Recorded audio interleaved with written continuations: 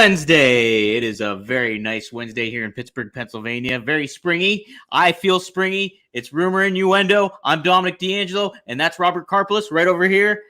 WE Creative _ish. Robert, how are you, man? I looked. You're like, he's right over there. I'm like, wait, where? And then I realized it's me. Yes, I'm in the box. I'm in beautiful, sunny Boca Raton, Florida. It is a very springy 81 degrees outside right now.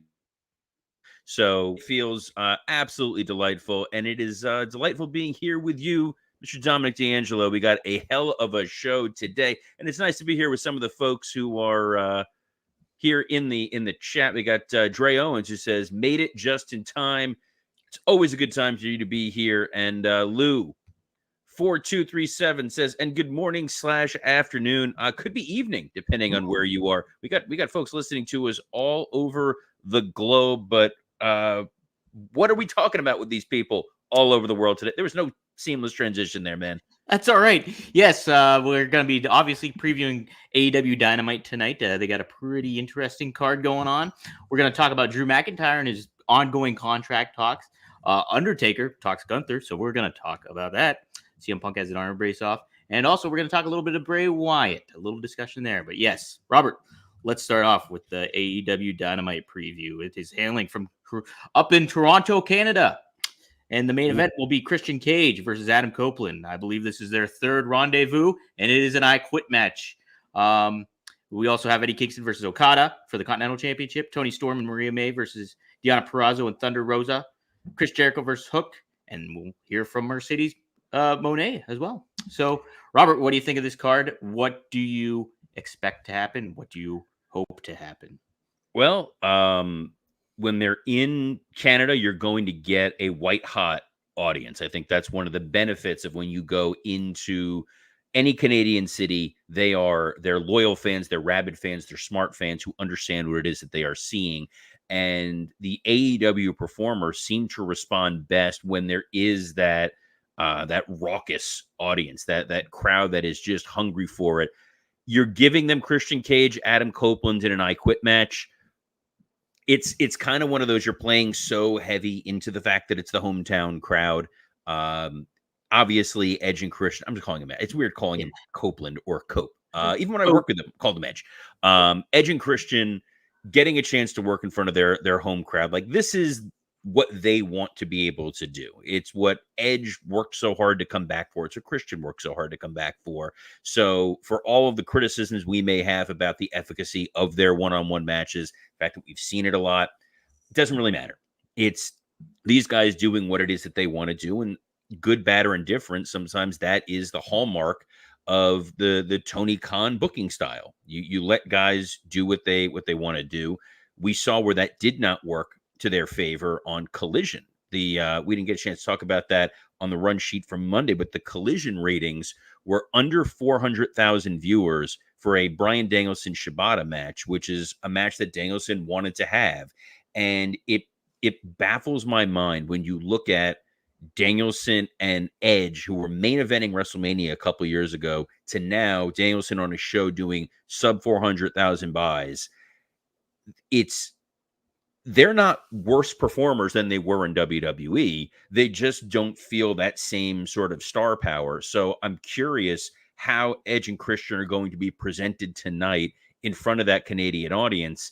Though an I Quit match, that can go either way. There are a few that have happened that are really, really spectacular. There's a lot where it is very draggy and repetitive. So We'll see. I got to look at what else is on this card. The Kingston Okada match surprised me.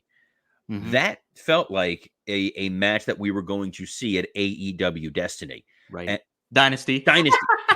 Yeah, it was AEW. And I'm like, in my mind, I'm going to say Dynasty. And then I said Destiny. AEW Dynasty, like that kind of felt like that was going to be the first Okada match. And is it just for the Continental title, or is it for all three of their like fused hybrid combined belts? On the graphic, it just lists the Continental title, so it's not fused or nothing like that. It's just straight up Continental Championship, which is weird because if Eddie is keeping the other two, I know one of them is an IWGP title, the other is the Ring of Honor World title. he's the champion who just lost. Yeah. So it's strange. I'm happy to see how they're presenting Okada, at least in this match, as a singles match, because I have not been a big fan of the triple threat match or the 6-man tags or whatever they've been doing. But at the same time, have they really hyped this up enough? I feel like this should have gotten another week of a build, and this should have been your main event. It's Okada's first singles match on Dynamite. That should have been saved a week. You only get so many bites of the apple, and you could have used this one to tease that. I know there's the tag match, Toni Storm and Mariah May against Deonna Purrazzo and Thunder Rosa. We were talking before air about your thoughts on Thunder Rosa. Yeah, I love Thunder Rosa, and I think she's like could be a top women's star, and like was positioned that way, and still continues should be. But she's just been on Collision, and it just like we haven't seen her for months on Dynamite, if at all. And now here she is in this match, and it's just like, why not hype a major star like that you should be kind of building your women's division around? And like she should have been one of your keystone stars throughout this whole women's division to keep things fresh and fireful for Mercedes Mone coming in. And like if you did that, she would have been the prime opponent to have for Mercedes Mone moving in here. And so it's a head scratcher that okay, here she is in a tag match with Deonna Purrazzo. Yeah, it's like it's been how many months, and you have to reintroduce her to Dynamite because, like you said earlier, the people aren't tuning into Collision, and so here you're getting a bigger audience. Yeah, it's like, okay, here's Thunder Rosa, she's back. Wow, okay. It's just like, it's a head scratch. Like she should be up in the main event position, and she's not. You got a lot of head scratching going on today, Dom. A lot of head scratching. It's. I blame the baseball cap. I don't have lights. It's not baseball. I blame your Penguins cap. Okay. There's no place for hockey in this show. Says the guy who worked for the Panthers for 8 years. Yeah. The strange thing is they kind of need a roster split because when people vanish from Dynamite, if you're not watching Collision, and based on their numbers, I'm not speaking out of school here, guys. A lot of you are not watching Collision, and they don't do a great job of recapping what happens on Collision. So if they're not on Dynamite, they've vanished. And if they're only existing on Rampage, they may as well be on Mars. So, and if go even further in the galaxy to be in Ring of Honor, like you're in Uranus. I just wanted to be able to say that because I know.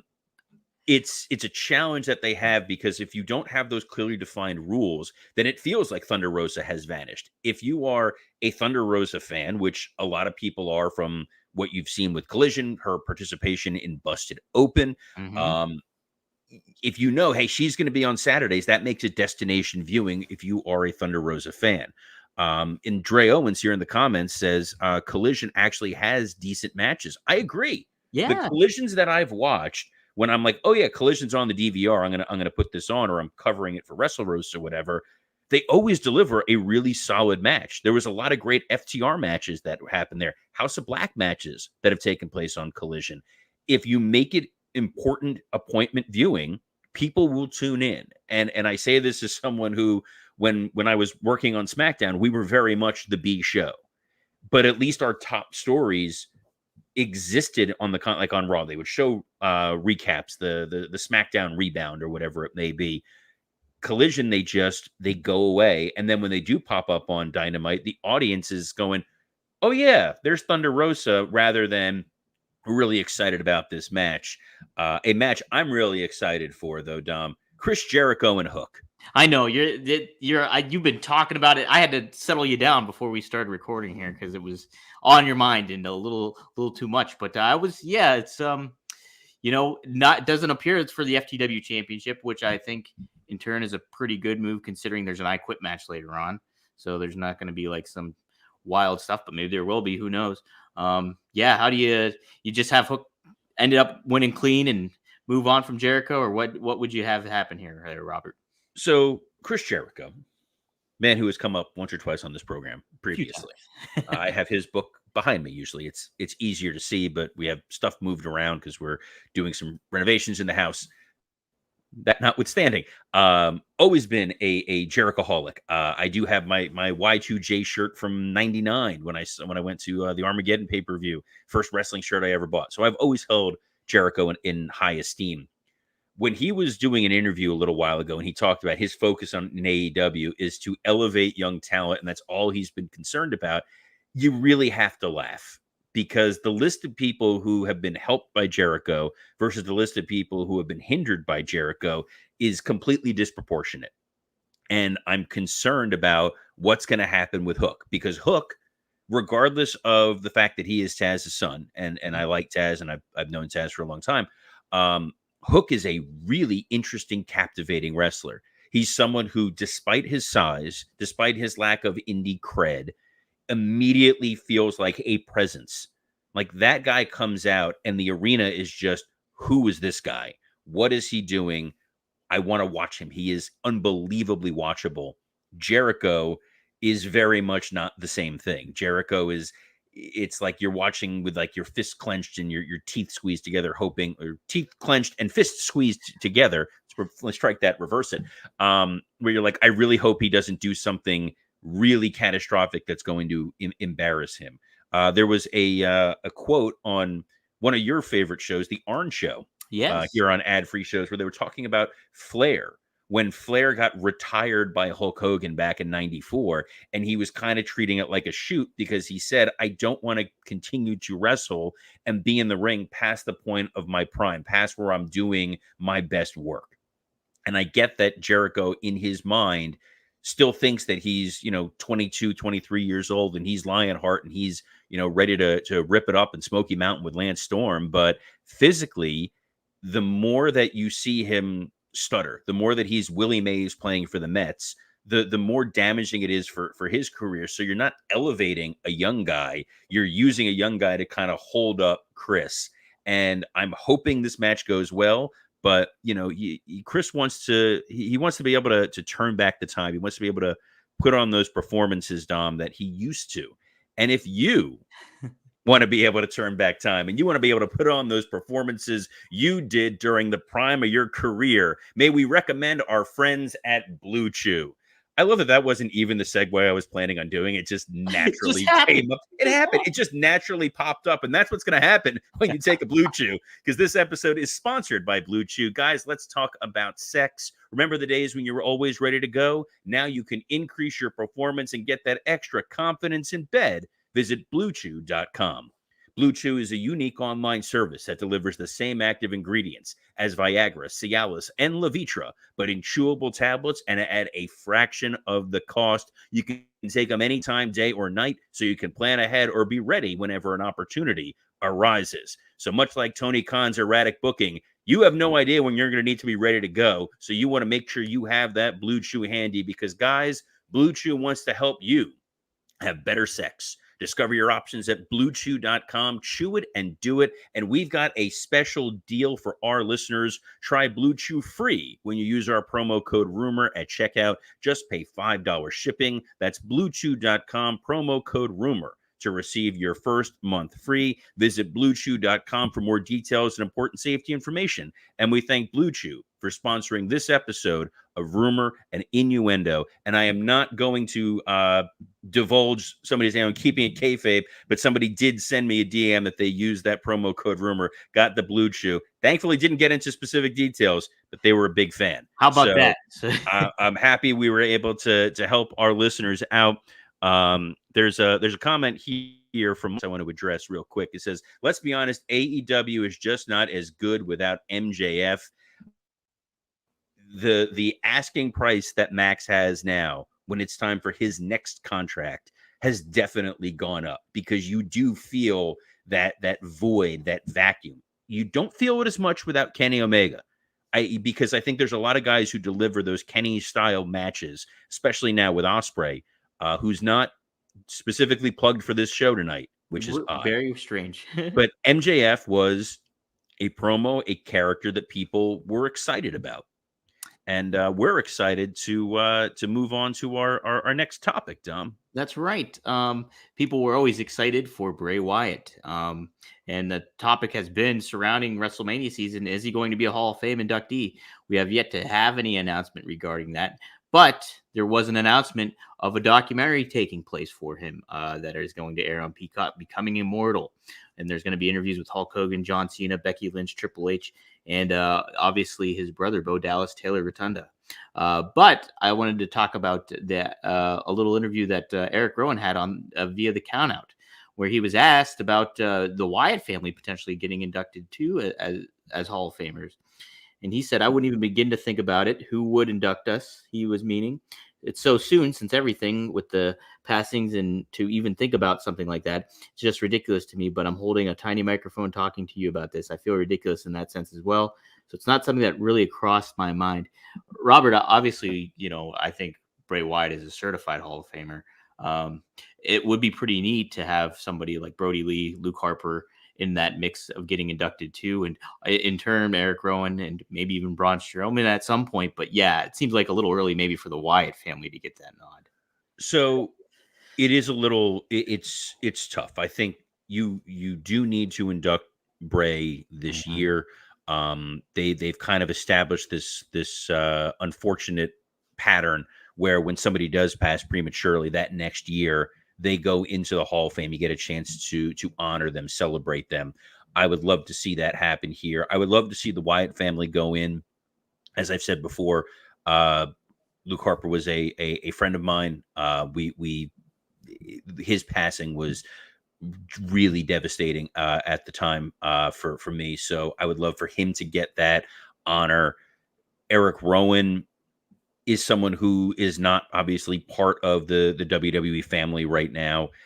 He is someone who surprisingly has not found a home in any of the companies. Well, I thought for sure an AEW or even a TNA Ring of Honor would use him more than they have. But I think admitting the Wyatt family is not watering down admitting Bray Wyatt into the Hall of Fame. I think you're able to honor a few people who are absolutely worthy. You don't need to put Strowman in. I guess that's potentially the concern because Braun is still an active competitor in the company. So you do have a second bite of the apple if they decide a few years down the road they want to induct the entire Wyatt family. They can, but I suspect that Bray will go in this year. The documentary, I don't know if you saw the commercial for it on Raw, Dom, but that is heavy. I didn't watch it because I knew it was going to be heavy. That was the aspect. It's just like, oh man, it's like knowing that that's coming. Even today when I was like making the rundown, I saw the thing. I was like, should I watch the trailer just so I'm aware of it? And I was like, I don't know if I'm like emotionally ready for that. So, I watched it. It got me. Just the first moment where you hear Bo Dallas talking about his, you're like, nope, I'm. It's tough. I think the strange one, you read the list of people who are on there. Do you think just because it had the word immortal in it, they thought they needed to interview Hogan? I have no idea. Like, I get everybody else, but you're like, one of these things is very much not like the others. Yeah, which one here? And quick plug for a friend of the show, Chris Van Vliet. If you have not listened to his interview with John Cena, and I highly recommend it, he gets into detail about that Firefly Funhouse match that the two of them constructed and built, and how John laid it out and hand wrote the notes and came up with all these wacky ideas. And it still stands as one of the most unique, interesting, and amazing things that's ever happened at any wrestling show, let alone a WrestleMania. It's so insane. I will probably go back and watch that again at some point, just because it's a total blast, if for no other reason than to see the old SmackDown fist. Right. Or John Cena and NWO shirt. I like that. John Cena and NWO shirt was an odd sight. But what they did was they took the history of wrestling, they condensed it down, and Dom, they made a meal out of it. And if you are looking for a meal that is going to change your life, it's going to be the Firefly Funhouse for your stomach. May we recommend our friends at Factor. Guys, eating better is easy with Factor's delicious, ready-to-eat meals. Every fresh, never frozen meal is chef-crafted, dietitian approved, and ready to go in just 2 minutes. You'll have over 35 different options to choose from every week, including Calorie Smart, Protein Plus, and Keto.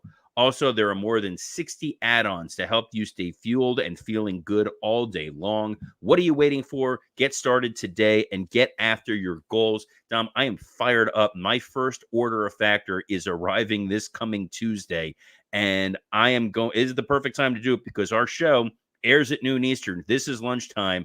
I'm gonna try it on air because I'm excited to sink my teeth into it. I know you have actually sampled some Factor meals before. Absolutely. And I did the keto plan and it was awesome. Like, I usually eat in the evenings later on when I'm rushing around and finishing up with social media, whatever I got to do, dirt sheet writing, you name it. But pop that in my toaster oven, 7 minutes, boom, it's right there. I had a lot of chicken meals. There was some pork meals, 2 options, and just really, really, I felt great. And it was like a good meal that I didn't have to worry about cleaning up, didn't have to worry about anything like that. It was awesome. Huge fan of Factor. Very happy they're a sponsor for us here on Rumor and Innuendo, Robert. Well, guys, head to factormeals.com/rumor50 and use code rumor50 to get 50% off. That's a hell of a deal right there. 50% off. That's code rumor50 at factormeals.com/rumor50 to get 50% off, which is impressive because Factor is less expensive than takeout, and every meal is dietitian approved to be nutritious and delicious. And we always want something that's going to satisfy our fans here at Rumor and Innuendo. All 5,000 of you tuning in live, joining us here at noon Eastern, as well as all you who go back later on in the day and catch us, whether in video or audio format. Don't worry, we're not done with the show yet. We still got some Billion the CW news coming up. But Dom, what do we got next? Yes. So a little bit of worlds colliding, generations colliding, apparently. We have the Undertaker. He happened to talk about the longest reigning Intercontinental Champion of all time. No, not the honky tonk man. It is now Gunther. It's been that for several months now at this point. But on his 6 Feet Under podcast, he had a little quote about Gunther, and I thought it was pretty cool. The sky's the limit for him. I think he's a little bit of a throwback to a different era, but he has that ability to work and tell stories. It's a simple quote, but I really thought the aspect that Gunther does tell stories without really having a notable finishing move. And I thought that was kind of a neat aspect of Gunther and who he is. But there's so much, even in that contract signing on Raw, just his facials and body language when it comes to interacting with Sami Zayn and kind of looking down on him. Just, he is a throwback. He's a total throwback, Robert. He's great. He's someone who, when you see him, you immediately are like, oh, I do not want to mess with this guy. Yeah. And he doesn't need to do it with killer abs. I think people remember back in his Walter days, he was enjoying probably 3 to 4 Factor meals at a given time. But he's just got this intense face where even when he's smiling or laughing or joking, it's genuinely terrifying. Yeah. And his in-ring style is so unique because every move feels impactful. It feels like it hurts. Those chops I know hurt, but when he hits the power bomb, it looks like he's folded that guy in half. We know it's safe, but at the same time, I sure as hell don't want to be taking that. Like, I'll add that to the list of moves. Guys are like, hey, you willing to take a bump? I'm like, yeah, I'm not taking a Gunther power bomb. And obviously Taker is saying this because he's looking at the long list of stiffs that he's been put in the ring with. Yeah. Nathan Jones, Heidenreich, Giant Gonzalez, King Kong Bundy. The amount of money a Gunther Undertaker match would have made is off the charts, but he has become such a force, which is so funny because Vince hated him. Vince was so opposed to everything about Gunther. I don't like his look. I don't like the character. I don't like the presentation of Imperium. It's boring. And now this guy he's a future WrestleMania main eventer. If not next year, then the year after. Like, it is imminent. And it's an embarrassment of riches for I was gonna say Punk, for Hunter to have this guy under contract.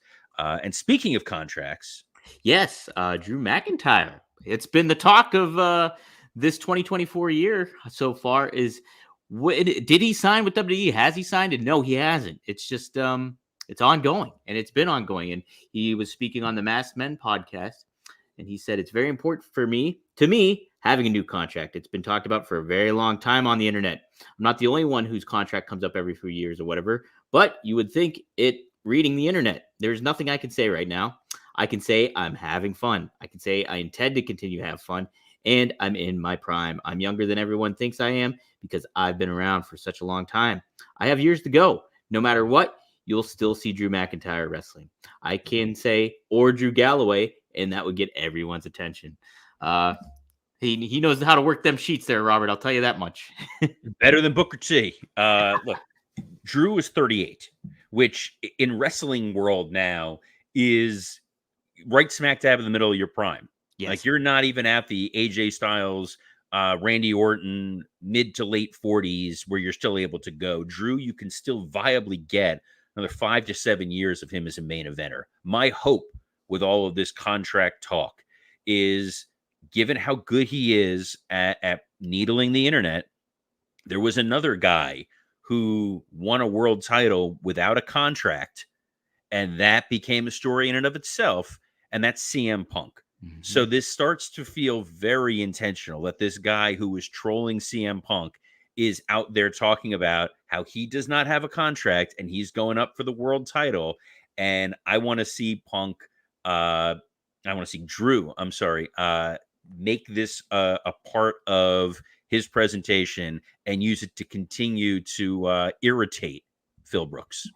That's a great point, Robert. I didn't even consider that. But yeah, you're right. It's just like, what's up? What's next for Drew? Is it that air of mystery, that added air of mystery in a time where kayfabe is dead? And so it's pretty cool that he's leaning into the Punk stuff, on top of it, making it his own, and just really making the case for him to be the next World Wrestling WWE World Heavyweight Champion, whatever they call it now. So very exciting. Drew's awesome. He's number one, I think, in my book right now, going heading into WrestleMania. So I love the work he's doing in the ring. So it's good stuff, Robert. Well, someone else who may be heading to WrestleMania is Drew's other antagonist, CM Punk. That's correct. He is. He made mention of that either one way or another that he will be there, whether they like it or not. How are you going to incorporate CM Punk into WrestleMania, Robert? What are you going to do? So we've talked before about how I want to see Punk be the guy to induct Paul Heyman. I think that makes the most sense because there's storyline intrigue to it. He is very much a Paul Heyman guy, and he will get a great reaction from that crowd in Philly, and that makes it a must-watch moment. Some people have said, do you think Punk's going to be the special guest referee for Drew and Seth? I would rather just use him in some way as a commentator. I liked what they did at the WrestleMania press conference where he was just at one of the tables, as one of the pundits.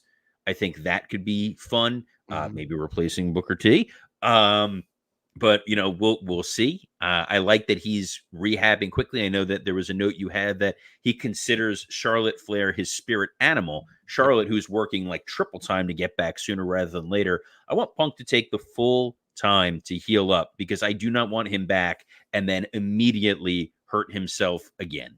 Yeah, he's got the arm brace off and he's working. Yeah, and he posted that on Instagram and did make mention of tag Charlotte in there. Said she's my spirit animal. So there's no room for him on the WrestleMania card. So just relax. And you know what, Robert? If you put him on commentary, even for that match, like has tension both with Seth and Drew. So you could maybe do a little something with that. But yeah, I'm with you. I would not want him to see as a special guest referee or very much incorporated into the match itself. Just let me try this again, Dom. There's no room for him on the WrestleMania card. Oh my gosh. Yes, you're correct, Robert, because there's so many more matches to be announced, it seems, according to WrestleVotes.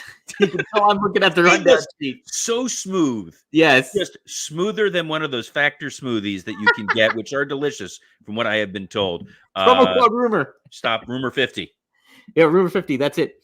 Okay, so WrestleVotes happen to say the indication from sources suggest we'll see up to 4 more WrestleMania matches announced for the event. As of now, the working plan is to feature 7 matches per night on the main card. Robert, that's not bad. That's not a bad number for WrestleMania nights, I don't think. It's not. And when we talk about 4, we've hypothesized, we pontificated on here about what those may be. My prediction, not a spoiler, but a prediction. I think that the Kabuki Warriors against Naomi and Bianca Belair, we've talked about that for a while, is one of them. something involving the LWO and Legado, whether that is the Santos Escobar Rey Mysterio one-on-one match, a multi-man match, a multi-person match, we don't know. Something involving Lashley and his crew and Karrion Kross and his crew, whether that is a singles match or a multi-person match. And then that fourth match, that final match, who's the one guy, I'm doing the hand gesture for those of you watching, who has to be a part of WrestleMania 40? That's John Cena in some capacity, some way, shape, or form. Those would, to me, the four matches that we would see added to this Mania card. But yeah, I like, 7 a night. You want to make sure people that are attending live get their money's worth, but I don't need 6-hour-long pay-per-views or premium live events. You think the Andre the Giant Battle Royal would maybe take place on the kickoff, or do you think they would not even use it this year? If you're going to use it, you can do it on the kickoff if they're going to make it mean something. I know in previous years they've done it on SmackDown. That's true. Yes. Good point. So we'll see. But you know what I could use more of? I could use more Dominic DeAngelo on other shows. No, not like that, you jerk. Where else can the people? I will take this back. I will not let you plug your other stuff, man. Okay. I will get Magnum TA to go kick your ass, and I'm pretty sure at his age he could still beat the hell out of you. Hey, he is the boss, and you can tune into Straight Talk with the Boss every Tuesday. Go to GagneandMagnum.com. The new episode drops on there. We got all kinds of clips on there as well. But yeah, you can hit the podcast feed. Just type in Straight Talk with the Boss, Greg Gagne, Magnum TA. And then also, hey, go to RVDTV.com for One of a Kind with RVD. Some good clips coming up there. We talked about Muhammad Ali, talked about Mike Tyson. Rob has a really cool perspective that he took on Muhammad Ali and what made him stand out as a talent too. So definitely check that out. Go to RVDTV.com, Gagne and Magnum.com. And guys, I will be around for WrestleMania. I will be on site in Philadelphia for WrestleMania doing coverage for this show for you guys right here. So that's what I got on tap. Robert, what do you got on tap, good sir? First of all, guys, if you see Dom in the wild and you're in WrestleMania, let's get a picture with him. Tag it with that hashtag RIPod. I want to see that that slightly goofy smile all over the place. And it's cool because when I was at the Boca Raton Championship Wrestling show on Sunday, someone came up to me and said that they're a big fan of our Rumor and Innuendo show here. So it's always cool to interact with other wrestling fans. I have another podcast if you want to interact a little further called Wrestle Roasts, with 3 professional comedians, Mike Lawrence, Scott Chaplin, and Dan St. Germain. Dan was our guest a couple weeks ago, plugging his YouTube comedy special, Dance Fatty Dance. And this coming Monday, we have another huge guest. We will be joined by the Blue Meanie, who's going to be talking about what he's going to be doing WrestleMania week and where you can meet him. We have another guest. I'm not going to say who, but we have it teed up for WrestleMania week. It's an interesting one.